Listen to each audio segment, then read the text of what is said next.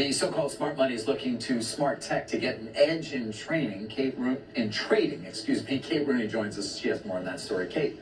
Hey, David. Good morning. So generative AI is starting the new arms race for hedge funds. Portfolio managers have been using AI and machine learning for decades, but this is really a new world. These modern versions can learn from their mistakes. For example, they get smarter along the way. They require a lot less human intervention.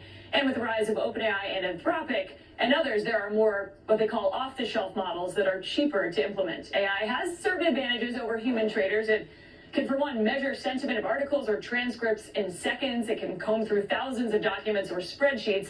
Doug Clinton is one of those investors using AI for an actively managed ETF. He tells me its edge is really a lack of emotion. I think that is actually AI's superpower right now. When you compare AI to humans, it's just that AI has no emotion. And I think emotion is what tends to trip up human investors more often than not. You know, if markets are down, we sell when we shouldn't. When markets are rallying, we feel FOMO.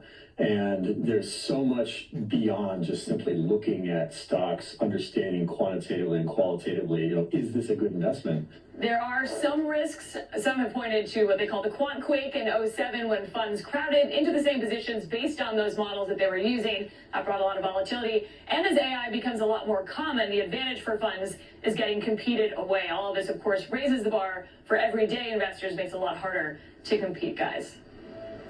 You know, right now, obviously, there are a lot of rocket scientists who work for the algorithmically focused funds, Kate.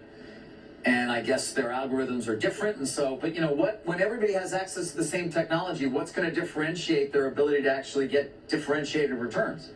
It's the data, David, and the inputs, what you're putting into the model, what you're sort of solving for. You can tailor these models in a different way that makes them act a different way. And you also, it's cheaper. You talked about rocket scientists. If you're one of these funds, you don't necessarily need to hire the smartest of the smartest. You still need computer scientists, but it's a little bit more accessible, a little bit easier to use, and cheaper, lowers the bar, actually, in that sense, a little bit. Yeah, it's an interesting new world coming. Kate, thank you.